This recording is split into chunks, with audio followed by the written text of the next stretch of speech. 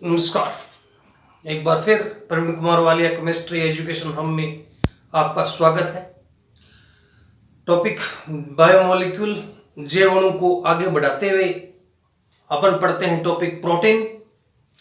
Protein एक बड़ा महत्वपूर्ण टॉपिक है जैव अणु का, जिसके अंदर हम सबसे पहले बात करते हैं जो प्रोटीन है, इसको देने वाला जो वैज्ञानिक था वो था बर्जीलियस। कौन था? बर्जीलियस ने लगभग 1938 में प्रोटीन शब्द दिया था। क्या दिया था? प्रोटीन शब्द। प्रोटीन शब्द की बात करें हम तो प्रोटीन जो शब्द है वो प्रोटियास से बना है। प्रोटीन शब्द किससे बना है? प्रोटियास से बना है। प्रोटियास का मतलब होता है प्राथमिक महत्व, यानी हमारी जो बॉडी है, शरीर है, उसके लिए सबसे ज्यादा जो इंपॉर्टेंट चीज है वो है प्रोटीन। इसीलिए इसको हम प्राथमिक महत्व कहते हैं।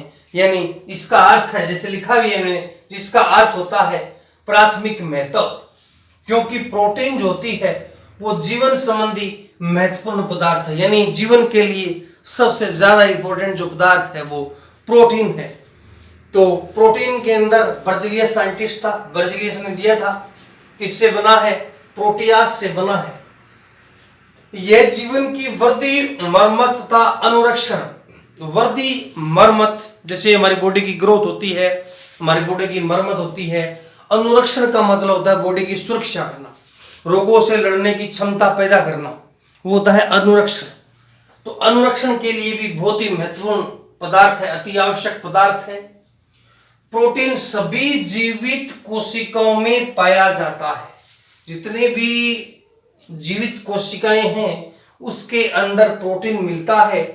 प्रोटीन देखें तो त्वचा, बाल, नाखून, एंजाइम, इनके अंदर प्रोटीन मुख्यतः मिलता है। तो ये था प्रोटीन के बारे में थोड़ा महत्वपूर्ण बातें। प्रोटीन की बात करें, संगठन की, संगठन मतलब कंपोजिशन। कंपोजिशन का मतलब प्रोटीन किससे मिलकर के बनी हुई है। प्रोटीन में सबसे ज्यादा इंपॉर्टेंट चीज है वो है अमीनो अम्ल। कौन से हैं? अमीनो अम्ल। यानी जो प्रोटीन है वो अमीनो अम्लों के जटिल उच्च अणुभार वाले जैव बहुलक है। उच्च अणुभार वाले क्या है? जैव बहुलक। जैव बहुलक का मतलब जीव जंतुओं से प्राप्त होने वाले बहुलक हैं। यानी जो प्रोटीन है मुख्यतः वो जीव जंतुओं से ही हमें प्राप्त होती है। तो प्रोटीन जो है वो अमीनो अम्लों के जटिल उच्च अणुभार वाले जैव बहुलक होते हैं। यानी इसके अंदर मुख्यतः क्या मिलता है? अमीनो अम्लों के जटिल, जटिल मीन्स होते हैं बड़े बड़े, जिनका अणुभार बहुत ही क्या होता है? ज्यादा होता है। यह नाइट्रोजन युक्त कार्बनिक यौगिक है, यानी इसमें नाइट्रोजन मुख्यतः मिलता है। मुख्यतः नाइट्रोजन पाई जाती है, लेकिन नाइट्रोजन के अलावा कार्बन, हाइड्रोजन, ऑक्सीजन और सल्फर भी पाई जा सकती है। नाइट्रोजन युक्त कार्बनिक यौगिक है, लेकिन नाइट्रोजन के अलावा कार्बन भी हो सकता है, हाइड्रोजन भी हो सकता है, ऑक्सीजन भी हो सकता है और सल्फर भी हो सकता है। और वैसे इसमें आयोडीन भी पाया जा सकता है कुछ मात्रा में। मेन देखो इसमें इस पॉइंट को ध्यान से देखिएगा, प्रोटीन जो होता है उसका जल अपघटन करा दें तो प्रोटीन के जल अपघटन से हमें पेप्टाइड मिलते हैं। क्या मिलते हैं? पेप्टाइड। प्रोटीन का देखो समीकरण नीचे लिखी हुई है, प्रोटीन का यदि जल अपघटन कराते हैं तो हमें क्या मिलता है? पेप्टाइड। और पेप्टाइड का जल अपघटन करा दें तो हमें प्राप्त होते हैं अल्फा अमीनो अम्ल। यानी जो प्रोटीन है उसका यदि जल अपघटन करा दिया जाए तो हमें पेप्टाइड मिलते हैं, और पेप्टाइड का फिर जल अपघटन करा दें तो हमें अमीनो अम्ल प्राप्त होते हैं। इसका मतलब ये हुआ कि जो प्रोटीन है वो अमीनो अम्लों के बहुलक है। अमीनो अम्ल भी कौन से? अल्फा अमीनो अम्ल। कौन से होंगे? अल्फा अमीनो अम्ल। हम अमीनो अम्ल का वर्गीकरण करेंगे आगे, उसमें बताएंगे आपको। अल्फा अमीनो अम्ल से बनने वाला जैव बहुलक है। इसको एकल प्रक्षेपी प्राकृतिक बहुलक भी कहते हैं। एकल प्रक्षेपी का मतलब होता है इसमें एक ही प्रकार की एकलक इकाइयां पाई जाती है, इसीलिए इसको एकल प्रक्षेपी प्राकृतिक बहुलक भी कहते हैं। क्योंकि इसमें सिर्फ अल्फा अमीनो अम्ल की इकाइयां पाई जाती है। तो ये था प्रोटीन के बारे में मुख्य महत्वपूर्ण बातें। इसके बाद हम जो टॉपिक पढ़ेंगे वो पढ़ेंगे प्रोटीन का वर्गीकरण। क्या पढ़ेंगे? प्रोटीन का वर्गीकरण।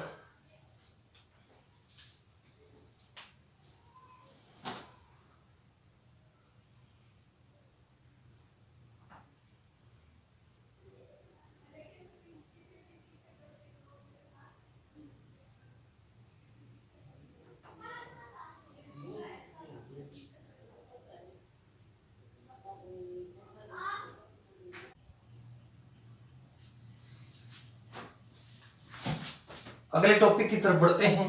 टॉपिक है प्रोटीन का वर्गीकरण।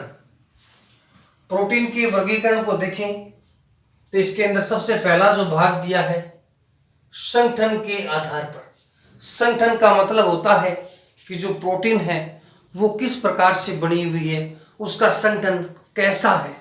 इसके आधार पर देखें जो तो प्रोटीन को मुख्यतः दो भागों में बांटा गया है। सबसे पहला जो भाग है वो रेशेदार प्रोटीन। कौन सा है? रेशेदार प्रोटीन। और जो दूसरा भाग दिया है वो है दानेदार प्रोटीन। कौन सा है? दानेदार प्रोटीन। हम एक एक भाग को लेके चलते हैं। पहले देखो रेशेदार भाग सबसे पहले लिखा है रेशेदार। इसका मतलब इस प्रकार की जो प्रोटीन है उसमें फाइबर्स मिलते हैं, रेशे रूपी संरचनाएं मिलती है, धागे रूपी संरचनाएं मिलती है, तभी इसको रेशेदार प्रोटीन कहते हैं। क्या कहते हैं इसको? रेशेदार प्रोटीन कहते हैं। इसके अंदर देखें तो सबसे पहला पॉइंट देखें, यह रेखीय अणुओं से बनी होती है। रेखीय का मतलब इस प्रकार की यूं रेखा यूं लंबे इस प्रकार से धागेनुमा संरचनाएं रेखीय अणुओं से मिलकर के बनी होती है।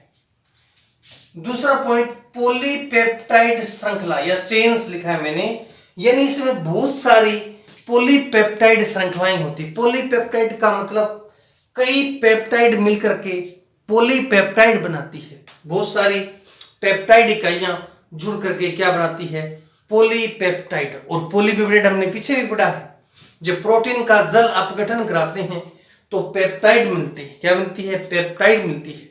और कई पेप्टाइड मिलकर के पॉलीपेप्टाइड बनाती है और पॉलीपेप्टाइड मिलकर के प्रोटीन का निर्माण करती है। तो वापस पॉइंट पे चलते हैं। पॉलीपेप्टाइड श्रृंखलाएं एच बॉन्ड के द्वारा जुड़ी होती है, यानी इसमें जो श्रृंखलाएं हैं रेखीय श्रृंखलाएं यूं आपस में यूं एच बॉन्ड, इनके बीच में कौन सा बंध होता है? H bond. हाइड्रोजन बॉन्डिंग होती है इनके बीच में एच बॉन्ड या हाइड्रोजन बॉन्डिंग होती है। जो रेखीय श्रृंखला है वो आपस में एच बॉन्ड के द्वारा जुड़ी हुई पाई जाती है। धागेनुमा संरचनाएं होती है। क्या होती है? अभी मैंने पहले ही कहा था कि इनकी जो संरचनाएं हैं वो कैसी होती है? धागेनुमा संरचनाएं होती है, सीधी धागे के रूप में, लंबी श्रृंखला के रूप में पाई जाती है। अगला पॉइंट ताप तथा पीएच में परिवर्तन से। यदि मान लो इस प्रकार की प्रोटीन में यदि हम टेम्परेचर है, पीएच परिवर्तन है, यदि इनका पीएच परिवर्तन करें, टेम्परेचर को परिवर्तन करें तो संरचना में किसी प्रकार का बदलाव नहीं होता। इनकी स्ट्रक्चर किसी प्रकार से चेंज नहीं होती है। बहुत इंपॉर्टेंट पॉइंट है। ताप या पीएच में परिवर्तन करने से संरचना में किसी प्रकार का बदलाव नहीं होता। अगला है जल में अविलय होती है और जंतु ऊतकों के संरचनात्मक भागों को बनाती है। जल में अविलय होती है, जो जंतु ऊतक होते हैं, जो जंतुओं के अंदर पाए जाते हैं, उनके संरचनात्मक भागों को बनाती है ये प्रोटीन। जैसे मान लो उदाहरण लिखा है मैंने, कोलेजन है, मायोसिन है, केराटिन है, ये इस प्रकार की प्रोटीन इनके अंदर पाई जाती है। तो ये था रेशेदार प्रोटीन के बारे में। अगला पढ़ते हैं हम दानेदार प्रोटीन। दानेदार प्रोटीन में देखिए यह कुंडलीनुमा अणुओं से बनी होती है, यानी कुंडलीनुमा मतलब यूं इस प्रकार की यूं कुंडलियां पाई जाती है इसमें। तो कुंडलीनुमा अणुओं से मिलकर के बनी होती है। पॉलीपेप्टाइड श्रृंखला, यानी ये एक पॉलीपेप्टाइड श्रृंखला है पूरी। इस पॉलीपेप्टाइड श्रृंखला में इसके अंदर यहां एच बॉन्ड मिलता है। इसका मतलब ये हुआ कि पॉलीपेप्टाइड श्रृंखला अंतः आणविक H बॉन्ड द्वारा जुड़ी होती है, यानी एक ही पॉलीपेप्टाइड श्रृंखला में H बॉन्ड पाया जाता है, जिसे हम अंतः आणविक H बॉन्ड कहते हैं। और इसके अंदर जो रेशेदार प्रोटीन था उसके अंदर अंतरा आणविक H बॉन्ड मिलता है। क्या मिलता है? अंतरा आणविक H बॉन्ड मिलता है। एसिड बेस साल्ट के जलीय विलयन में विलय होती है। यदि अम्ल है, क्षार है, लवण का जलीय विलयन है तो ये प्रोटीन क्या होती है? विलय होती है। इनका मुख्य कार्य देखें, जीवन चक्र को नियंत्रित करना व देखभाल। हमारी जो बॉडी है उसका जो जीवन चक्र है उसको नियंत्रित करना और उसकी देखभाल करना इसका मुख्य कार्य है। जैसे हीमोग्लोबिन है, इंसुलिन है, एल्ब्यूमिन है, ये इसके उदाहरण है दानेदार प्रोटीन की। तो मैंने पढ़ा था संगठन के आधार पर कितने प्रकार की? 2 प्रकार की, रेशेदार प्रोटीन और दानेदार प्रोटीन के बारे में। अब हम दूसरा टाइप पढ़ते हैं, जल अपघटन के आधार पर। किसके आधार पर? जल अपघटन के आधार पर। जल अपघटन के आधार पर देखें तो साधारण प्रोटीन एक भाग, तो ये संयुग्मित प्रोटीन 2 ही भाग होते हैं। जल अपघटन के आधार पर इसके 2 भाग हैं, एक तो साधारण प्रोटीन है और एक संयुग्मित प्रोटीन है। सिंपल चीजें थोड़ा सा बस याद होना चाहिए। साधारण प्रोटीन का मतलब क्या होता है? यह जल अपघटन पर अल्फा अमीनो अम्ल देती है। एक खास बात, यदि इसका जल अपघटन करा दें तो सिर्फ अल्फा अमीनो अम्ल देती है। इसका मतलब इसमें सिर्फ प्रोटीन ही भाग होता है, प्रोटीन के अलावा और कुछ नहीं होता। यानी इसमें जल अपघटन करा दिया जाए तो अल्फा अमीनो अम्ल बनता है, जैसे एल्ब्यूमिन, ग्लोबुलिन, एल्ब्यूमिन और ग्लोबुलिन। लेकिन जो संयुग्मित प्रोटीन है इसकी बड़ी खास बात होती है, प्रोटीन तो भाग होता ही होता है इसके अंदर, लेकिन प्रोटीन के साथ एक अन्य अप्रोटनी भाग में मिलता है। प्रोटीन के साथ एक अन्य अप्रोटनी भाग में मिलता है जिसको अपन प्रोस्थेटिक समूह कहते हैं। क्या कहते हैं? प्रोस्थेटिक समूह कहते हैं। तो संयुग्मित और साधारण में यही फर्क है। साधारण के अंदर सिर्फ प्रोटीन होता है, लेकिन जो संयुग्मित प्रोटीन है इसमें प्रोटीन के साथ साथ अप्रोटनी भाग प्रोस्थेटिक समूह होता है। क्या होता है? प्रोस्थेटिक समूह पाया जाता है। संयुग्मित प्रोटीन को 3 भागों में बांटा गया है। एक तो है न्यूक्लियोप्रोटीन, एक है ग्लाइकोप्रोटीन और एक है क्रोमोप्रोटीन। न्यूक्लियोप्रोटीन है, इसमें जो प्रोस्थेटिक भाग है वो होता है न्यूक्लिक अम्ल। क्या होता है? न्यूक्लिक अम्ल होता है। जो ग्लाइकोप्रोटीन है इसमें प्रोस्थेटिक भाग होता है कार्बोहाइड्रेट। क्या होता है? कार्बोहाइड्रेट होता है। और जो क्रोमोप्रोटीन है इसमें जो अप्रोटनी भाग होता है वो वर्णक होता है। क्या होता है? वर्णक। तीनों अलग अलग टाइप से। न्यूक्लियोप्रोटीन जो इसमें अप्रोटनी भाग न्यूक्लिक अम्ल होता है, ग्लाइकोप्रोटीन इसमें कार्बोहाइड्रेट अप्रोटनी भाग है, और क्रोमोप्रोटीन इसमें अप्रोटनी भाग वर्णक होता है। न्यूक्लियोप्रोटीन के उदाहरण है जैसे न्यूक्लिन, ग्लाइकोप्रोटीन के मायोसिन, और जो क्रोमोप्रोटीन है उसका हीमोग्लोबिन और क्लोरोफिल। क्या है? क्लोरोफिल है ये। क्या है? क्लोरोफिल। तो ये था प्रोटीन का वर्गीकरण। किसके किसके आधार पर था? संगठन के आधार पर और जल अपघटन के आधार पर।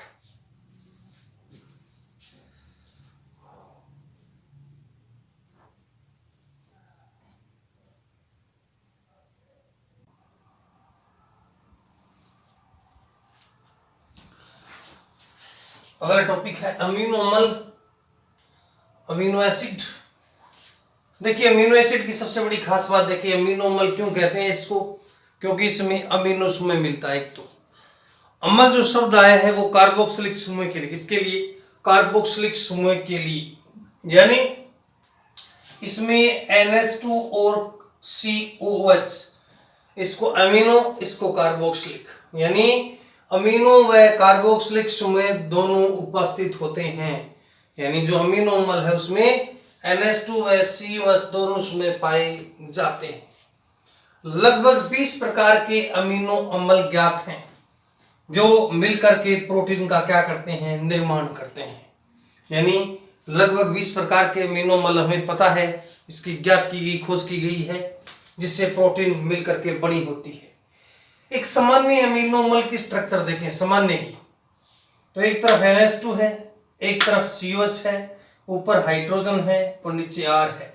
ये R जब चेंज होता है तो अमीनो अम्ल भी बदल जाते हैं एल्किल्स में। हम पढ़ेंगे इसको, इसकी एक सारणी भी है तो उसके अंदर पढ़ेंगे हम। यानी एक तरफ अमीनो अम्ल, दूसरी तरफ कार्बोक्सिलिक समूह, तो अपन बोल सकते हैं कि इसमें अमीनो जो समूह है वो तो क्षारीय प्रकृति को शो करता है, जो कार्बोक्सिलिक समूह है ये अम्लीय प्रकृति को शो करता है, प्रदर्शित करता है, इसीलिए एक उदासीन प्रकृति का है। इसका वर्गीकरण भी किया गया था, अमीनो अम्ल को वर्गीकृत किया गया था, जैसे मैंने इसका ये फर्स्ट लगाया है भाग, NH2 व COH समूह की स्थिति के आधार पर। यानी जो NH2 और जो COH समूह है वो कार्बन से किस स्थिति पर है, कार्बन से कौन सी पोजीशन पर ये जुड़े हुए हैं, इसकी स्थिति के आधार पर देखें तो 3 भागों में बांटा गया है, अल्फा अमीनो अम्ल, बीटा अमीनो अम्ल और गामा अमीनो अम्ल। जो अल्फा अमीनो अम्ल है इसमें अमीनो समूह व कार्बोक्सिलिक समूह, जो अमीनो समूह है और जो कार्बोक्सिलिक समूह से अल्फा स्थिति पर होता है। जैसे मान लो उदाहरण लिखा है मैंने एलिनिन का, ये बोर्ड के अंदर ऊपर वाला जो क्वेश्चन था वो इस बार बोर्ड के अंदर क्वेश्चन था, ये अभी जो बोर्ड एग्जाम गया है वो तो ये क्वेश्चन था कि ऐसा कौन सा अमीनो अम्ल है जिसमें किरेल कार्बन नहीं है, तो ये था ग्लाइसिन। क्या था, ग्लाइसिन, 1 नंबर का क्वेश्चन आया था ये। तो हम तो पढ़ रहे हैं ये क्वेश्चन था, ध्यान रखना इसका। अब देखिए ये अल्फा कार्बन है, यानी जो अमीनो समूह है वो कार्बोक्सिलिक समूह से, ये कार्बोक्सिलिक समूह है, इससे अल्फा स्थिति पर है। यानी जो अमीनो समूह जुड़ा है वो कार्बोक्सिलिक समूह की अल्फा स्थिति पर जुड़ा है, अल्फा कार्बन पर जुड़ा है। इसके हिसाब से देखें तो ये भी अल्फा कार्बन है। क्या है, अल्फा कार्बन, इसलिए इसको अल्फा अमीनो अम्ल कहते हैं। बीटा अमीनो अम्ल की बात करें तो इसमें अमीनो समूह कार्बोक्सिलिक समूह से बीटा स्थिति पर होता है। जैसे मान लो ये कार्बोक्सिलिक समूह, ये पहला कार्बन अल्फा, ये बीटा, बीटा कहां जुड़ा है, सॉरी अमीनो कहां जुड़ा है, बीटा स्थिति पर, इसीलिए इसको बीटा अमीनो अम्ल भी कहते हैं। और गामा में क्या होता है, इसमें भी अमीनो समूह गामा स्थिति पर होता है। कहां होता है, गामा स्थिति पर पाया जाता है। जैसे मान लो अल्फा, बीटा और गामा, ये तीसरी जो पोजीशन है इसकी कौन सी है, गामा अमीनो अम्ल है। नाम इसका है गामा अमीनो ब्यूटेनोइक अम्ल है, ये बीटा अमीनो प्रोपेनोइक अम्ल है, और ये ग्लाइसिन और ये एलिन। ये इसके उदाहरण थोड़े इसके याद रखना। ये तो एक पार्ट हो गया इसका अमीनो व कार्बोक्सिलिक समूह की स्थिति के आधार पर। अब इसका अगला जो वर्गीकरण है वो हम पढ़ेंगे।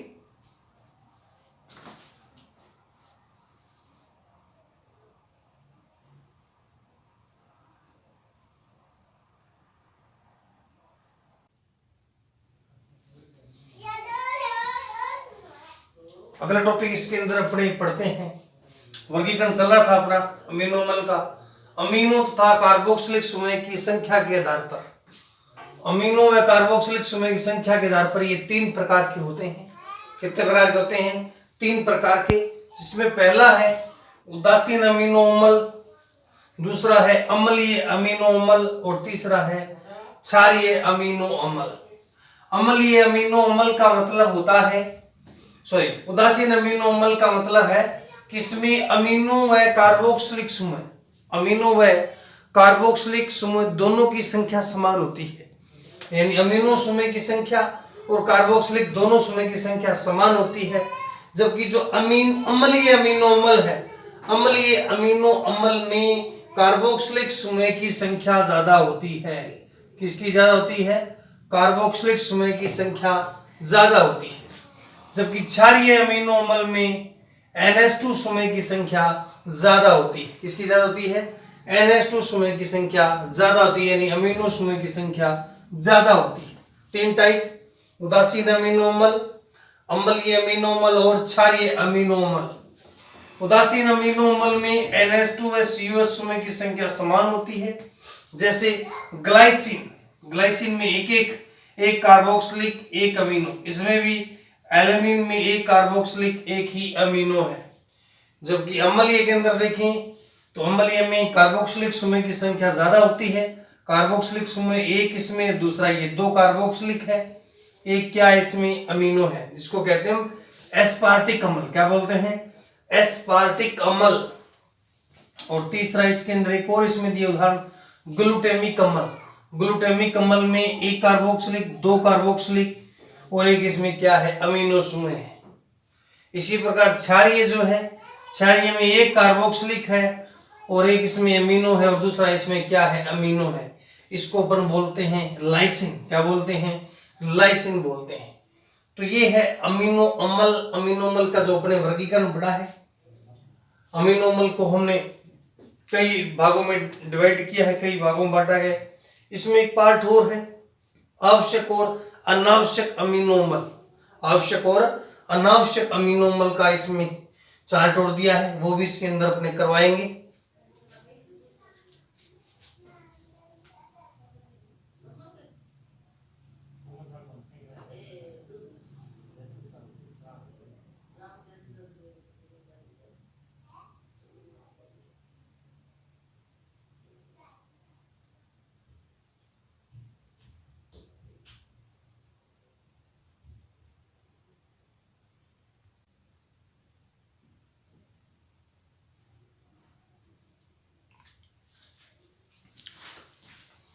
अगले टॉपिक की तरफ आगे बढ़ते हैं।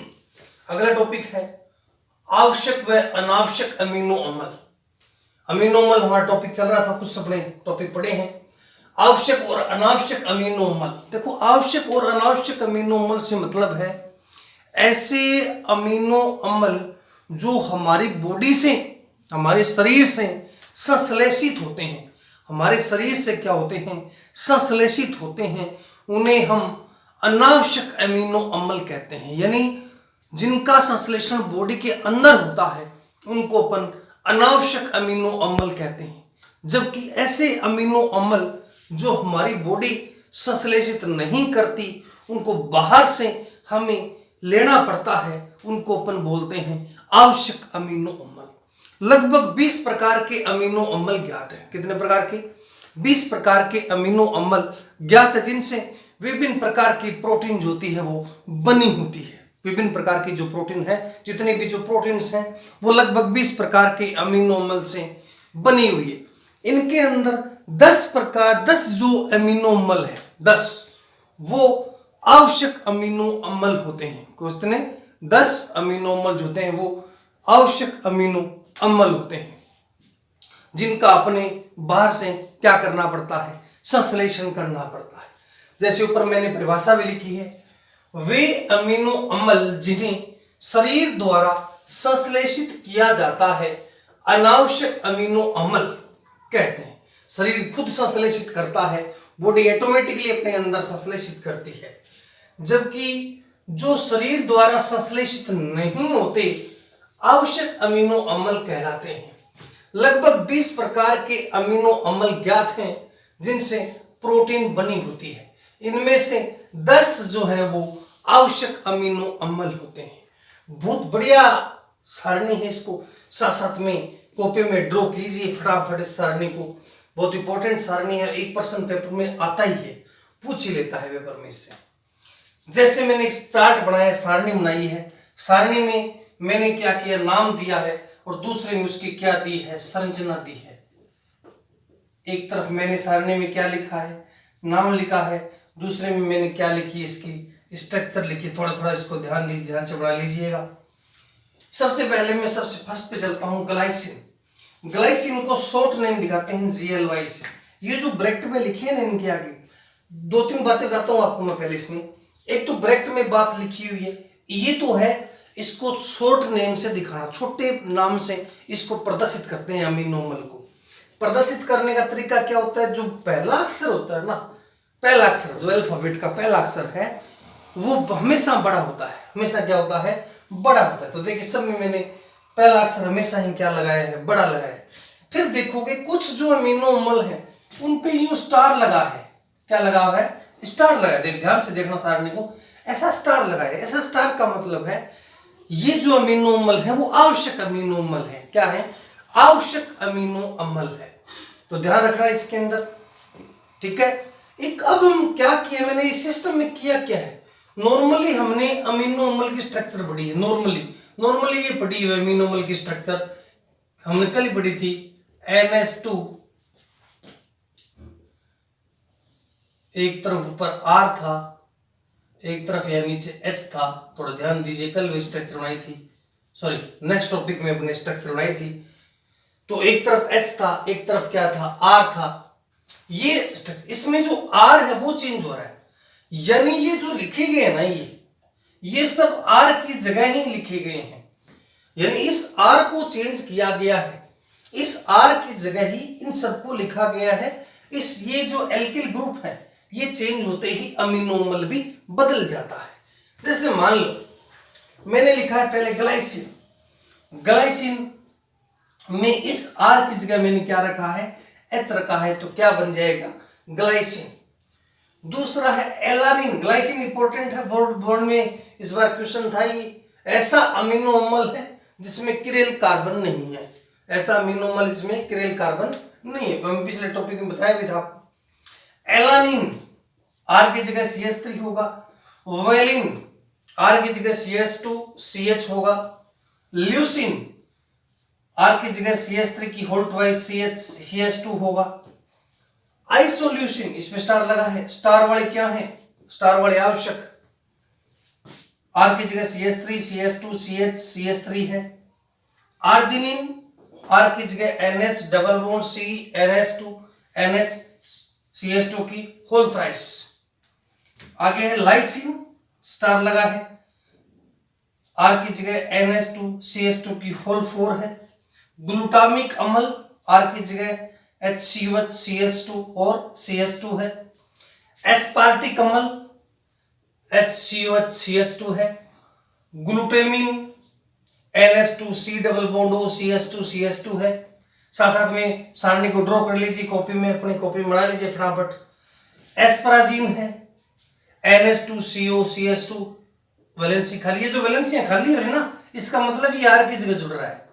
ध्यान रखना, सिर्फ R को ही चेंज करना है, R को चेंज होते ही ये अमीनो अम्ल भी चेंज हो जाते हैं। थ्रियोनिन CH3 है भाई, CH3 CHOH, serine OH CH2, cysteine SH CH2, methionine CH3 है, ये यूं लिखा है मैंने इसको, CH3 SCH2 CH2। Phenyl alanine C6H5 CH2 है। टायरोसिन में OH C6H4 CH2 और वैलेंसी क्या है, खाली। यानी ये जो OH जुड़ा है ना, ये जुड़ा है पैरा कंडीशन पर। किस पे P लिखा है, इसका मतलब क्या लिखा है मैंने, पैरा कंडीशन लिखी है। यूं भी स्ट्रक्चर इसकी हो सकती है, यूं ऊपर यहां CH2 वैलेंसी खाली, नीचे क्या आ गया OH, यूं जुड़ा हुआ है पैरा कंडीशन पर। कहां जुड़ा है ये, पैरा कंडीशन पर। ट्रिप्टोफैन, इस पे भी स्टार लगा है, ट्रिप्टोफैन CH2 दो रिंग है इसके अंदर, दो रिंग दिख रही है आपको, ये NH है, ध्यान रखना इसको। हिस्टिडीन में एक ही रिंग है, एक ही वलय है, CH2 NH। और प्रोलिन, ये भी एक एक्सेप्शन है, प्रोलिन अपवाद है, क्योंकि प्रोलिन में जो NH देखो यहाँ 2 डिग्री कार्बन से जुड़ा है। कितने डिग्री कार्बन से, 2 डिग्री कार्बन से जुड़ा है, इसीलिए प्रोलिन जो है एक स्वयं एक अमीनो अम्ल है। स्वयं क्या है, वो अमीनो अम्ल है, ठीक है ना, याद रखना। प्रोलिन एक स्वयं, R चेंज करने की जरूरत नहीं है इसमें, प्रोलिन एक स्वयं अमीनो अम्ल है। इसमें द्वितीयक एमीन 2 डिग्री एमीन है, कितने डिग्री एमीन है इसमें, 2 डिग्री एमीन पाई जाती है। तो ये प्रोलिन को एक्सेप्शन ध्यान रखना, एक ऐसा अमीनो अम्ल है जो स्वयं एक अमीनो अम्ल है, इसमें R चेंज करने की जरूरत नहीं है। तो ये लगभग थे 20 प्रकार के अमीनो अम्ल। कितने प्रकार के थे, 20 प्रकार के अमीनो अम्ल। इसके बाद जो अगला टॉपिक रहेगा वो अमीनो अम्ल के गुण रहेंगे। क्या रहेंगे, अमीनो अम्ल के गुण।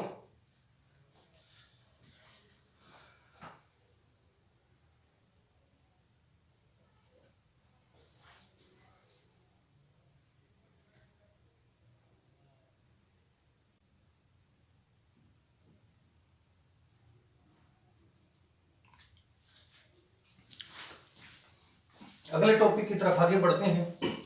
अगला टॉपिक है आवश्यक व अनावश्यक अमीनो अम्ल। अमीनो अम्ल हमारा टॉपिक चल रहा था, कुछ अपने टॉपिक पढ़े हैं। आवश्यक और अनावश्यक अमीनो अम्ल। देखो, आवश्यक और अनावश्यक अमीनो अम्ल से मतलब है ऐसे अमीनो अम्ल जो हमारी बॉडी से, हमारे शरीर से संश्लेषित होते हैं। हमारे शरीर से क्या होते हैं? संश्लेषित होते हैं। उन्हें हम अनावश्यक अमीनो अम्ल कहते हैं। यानी जिनका संश्लेषण बॉडी के अंदर होता है उनको अपन अनावश्यक अमीनो अम्ल कहते हैं।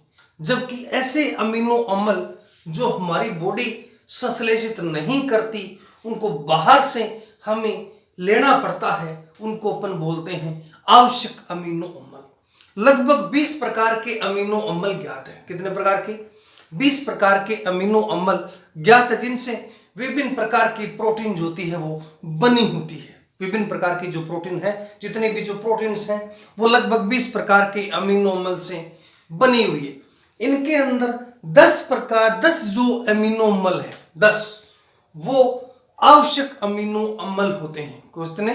10 अमीनो अम्ल जो होते हैं वो आवश्यक अमीनो अम्ल होते हैं, जिनका अपने बाहर से क्या करना पड़ता है? संश्लेषण करना पड़ता है। जैसे ऊपर मैंने परिभाषा भी लिखी है, वे अमीनो अम्ल जिन्हें शरीर द्वारा संश्लेषित किया जाता है अनावश्यक अमीनो अम्ल कहते हैं। शरीर खुद संश्लेषित करता है, बॉडी ऑटोमेटिकली अपने अंदर संश्लेषित करती है। जबकि जो शरीर द्वारा संश्लेषित नहीं होते आवश्यक अमीनो अम्ल कहलाते हैं। लगभग 20 प्रकार के अमीनो अम्ल ज्ञात हैं, जिनसे प्रोटीन बनी होती है। इनमें से 10 जो है वो आवश्यक अमीनो अम्ल होते हैं। बहुत बढ़िया सारणी है, इसको साथ साथ में कॉपी में ड्रॉ कीजिए फटाफट इस सारणी को। बहुत इंपॉर्टेंट सारणी है, 1% पेपर में आता ही है, पूछ ही लेता है पेपर में इससे। जैसे मैंने एक चार्ट बनाया, सारणी बनाई है। सारणी में मैंने क्या किया? नाम दिया है, और दूसरे में उसकी क्या दी है? संरचना दी है। एक तरफ मैंने सारणी में क्या लिखा है? नाम लिखा है। दूसरे में मैंने क्या लिखी? इसकी स्ट्रक्चर लिखी। थोड़ा थोड़ा इसको ध्यान से बना लीजिएगा। सबसे पहले मैं सबसे फर्स्ट पे चलता हूं, ग्लाइसिन। ग्लाइसिन को शॉर्ट नेम दिखाते हैं GLY से। ये जो ब्रैकेट में लिखी है ना, इनके आगे 2-3 बातें बताता हूं आपको मैं पहले इसमें। एक तो ब्रैकेट में बात लिखी हुई है, ये तो है इसको शॉर्ट नेम से दिखाना, छोटे नाम से इसको प्रदर्शित करते हैं। अमीनो अम्ल को प्रदर्शित करने का तरीका क्या होता है? जो पहला अक्षर होता है ना, पहला अक्षर जो अल्फाबेट का पहला अक्षर है वो हमेशा बड़ा होता है। हमेशा क्या होता है? बड़ा होता है। तो देखिए सब में मैंने पहला अक्षर हमेशा ही क्या लगाया है? बड़ा लगाया है।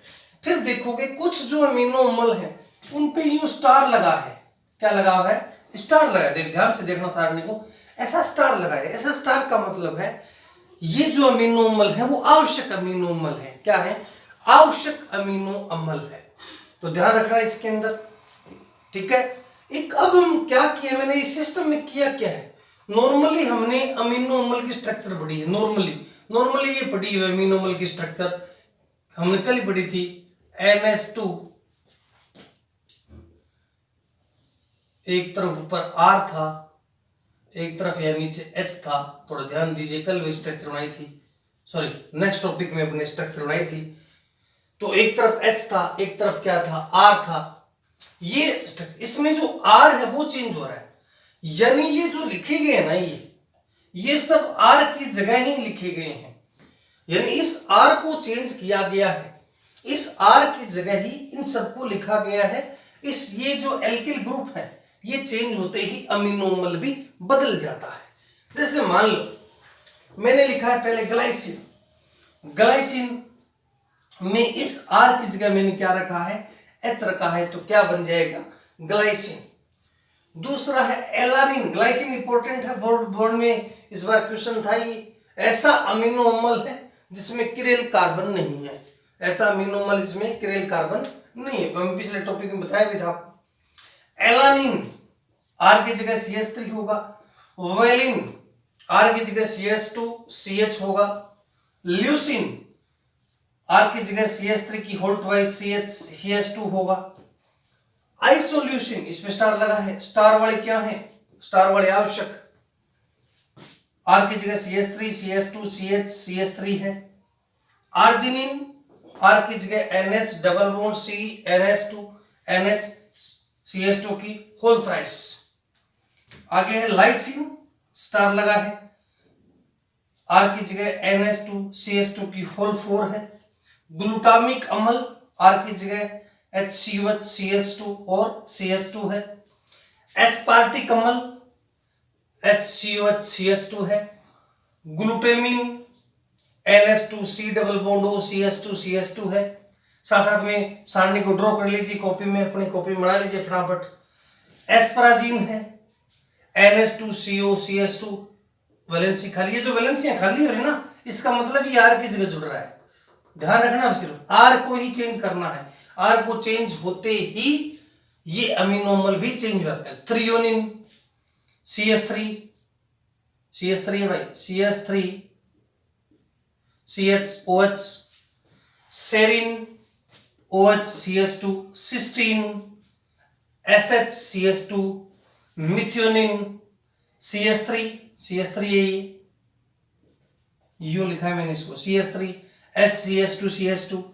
फेनिल एलानिन C6H5 CH2 है। टायरोसिन में OH C6H4 CH2 और वैलेंसी क्या है, खाली।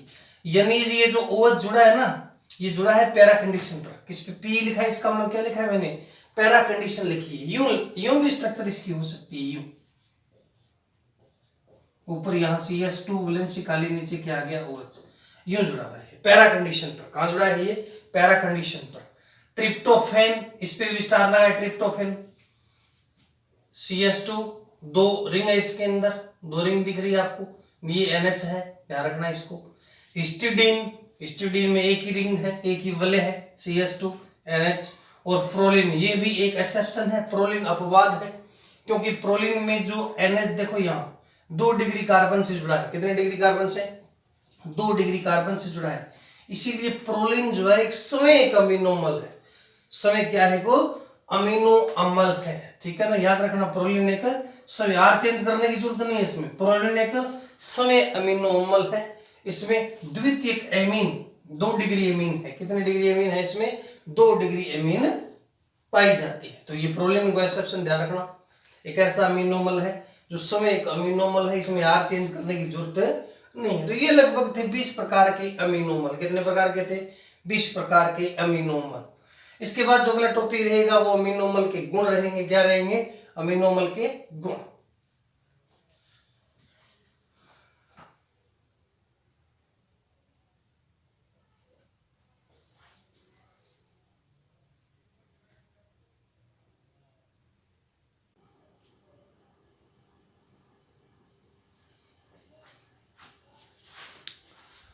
पहला टॉपिक है अमीनो अम्ल के भौतिक गुण। अमीनो अम्ल के भौतिक गुण में देखें, सबसे पहला जो गुण दिया है, पहले गुण के बात करता हूं मैं। एक टॉपिक इसके अंदर छोटा सा टॉपिक है, कई बार परिभाषा आ जाती है, ज्विटर आयन। ज्विटर आयन से मतलब क्या है, ज्विटर आयन एक ऐसा आयन है जो द्विध्रुवीय प्रकृति का होता है। द्विध्रुवीय का मतलब होता है 2 ध्रुव, 2 पोल या 2 सिरे बोल सकते हैं इसको। यानी एक सिरे पे पॉजिटिव होता है और दूसरे सिरे पर क्या होता है, नेगेटिव होता है। ये जो गुण है वो ज्विटर आयन के अंदर मिलता है। किसके अंदर मिलता है, ज्विटर आयन के अंदर पाया जाता है। ज्विटर आयन में ऐसा क्या हो जाता है कि इसके अंदर, इसको अपन द्विध्रुवीय प्रकृति कह सकते हैं, या अमीनोमल के अंदर ऐसा क्या हो जाता है। जैसे रिएक्शन दी गई है, रिएक्शन में देखें, ये मान लिया मैंने कोई सामान्य अमीनोमल है, इस अमीनोमल में इस नाइट्रोजन पे लोन पेयर ऑफ इलेक्ट्रॉन है, इधर कार्बोक्सिलिक अम्ल है। कार्बोक्सिलिक अम्ल ये प्रकृति दर्शाता है, इसीलिए यहां से ये H+ निकाल देता है। ये H+ निकल करके इस NH2 के पास चला जाता है, क्योंकि NH2 के पास लोन पेयर ऑफ इलेक्ट्रॉन है, जिसकी वजह से ये H ग्रहण कर लेता है, इधर आ जाता है NH3 पॉजिटिव और एक तरफ आता है CO माइनस आता है। यानी एक सिरे पर प्लस और दूसरे सिरे पर क्या है, माइनस। इसे बोलते हैं द्विध्रुवीय डाइपोल। डाइपोल भी बोल सकते हैं इसको ज्विटर आयन कहते हैं। क्या कहते हैं, ज्विटर आयन। ये जो गुण मिलता है वो अमीनो अम्ल के अंदर पाया जाता है। 1 नंबर की परिभाषा पूछ लेता है पेपर के अंदर। दूसरा जो गुण दिखाया गया, दूसरे गुण को बताता हूं। एक बिंदु दिया है समविभव बिंदु, समविभव बिंदु आइसो इलेक्ट्रिक पॉइंट बोलते हैं। समविभव बिंदु एक ऐसा बिंदु है, या अपन यूं कह सकते हैं कि विलयन की ऐसी पीएच जिस पर हम क्या करते हैं, विद्युत विभव लगा दें। अमीनो अम्ल का अपने पास जलीय विलयन है। किसका जलीय विलयन है? अमीनो अम्ल का जलीय विलयन है। इसके अंदर हमने क्या कर दिया, कोई ना कोई इसकी पीएच होगी, पीएच माप सकते हैं पीएच मीटर से। जब हमने इस पीएच पर क्या लगा दिया, इलेक्ट्रोड लगा दिया या विद्युत विभव लगा दिया, सीधा बोलूं मैं विद्युत विभव, या बैटरी से जोड़ दिया इसको, तो विद्युत विभव लगाने से इस पीएच पर अमीनो अम्ल किसी भी इलेक्ट्रोड की ओर गमन नहीं करता। यानी ऐसी पीएच जिस पर अमीनो अम्ल किसी भी इलेक्ट्रोड की ओर गमन नहीं करता, इसे हम समविभव बिंदु कहते हैं। प्रत्येक अमीनो अम्ल का समविभव बिंदु निश्चित होता है। क्या होता है? निश्चित। जैसे परिभाषा लिखी है, इनका समविभव बिंदु निश्चित होता है। प्रत्येक अमीनो अम्ल का समविभव बिंदु निश्चित होता है। विलयन का वह पीएच जिस पर विद्युत विभव लगाने पर अमीनो अम्ल किसी भी इलेक्ट्रोड की ओर गमन नहीं करता है, उसे हम क्या कहते हैं? समविभव बिंदु कहते हैं। यानी इस विभव पर विलेयता, चालकता, प्रासरण दाब, श्यानता, ये सारे मान क्या होते हैं? न्यूनतम होते हैं। किस बिंदु पर? समविभव बिंदु पर। अगला पॉइंट, ग्लाइसिन को छोड़कर, किसको छोड़कर? ग्लाइसिन को छोड़कर बाकी सभी अमीनो अम्ल प्रकाश सक्रिय होते हैं। ये मैंने पहले ही बताया कि जो ग्लाइसिन है उसमें किरेल कार्बन नहीं होता, बाकी सब अमीनो अम्ल में किरेल कार्बन पाया जाता है। इसीलिए ग्लाइसिन को छोड़कर बाकी सभी क्या होते हैं? प्रकाश सक्रिय होते हैं। बाकी तो रंगीन होते हैं, क्रिस्टलीय होते हैं। जल, अम्ल, क्षार में क्या होते हैं? विलय होते हैं। रासायनिक दृष्टि से प्राथमिक एमीन व कार्बोक्सिलिक अम्ल के लक्षण दर्शाते हैं। ये सही बात है, बिल्कुल राइट, क्योंकि जो अमीनो अम्ल है इसमें NH2 समूह है और कार्बोक्सिलिक समूह है। लक्षण किसके दर्शाएंगे? प्राथमिक एमीन के दर्शाएंगे और किसके दर्शाएंगे? कार्बोक्सिलिक अम्ल के दर्शाएंगे। तो ये था हमारे इस वीडियो में, हमने अमीनो अम्ल के बारे में कुछ बातें पढ़ी। अगले वीडियो में, नेक्स्ट टॉपिक में अपने प्रोटीन की स्ट्रक्चर के बारे में अध्ययन करेंगे। इसी के साथ जय हिंद, जय भारत।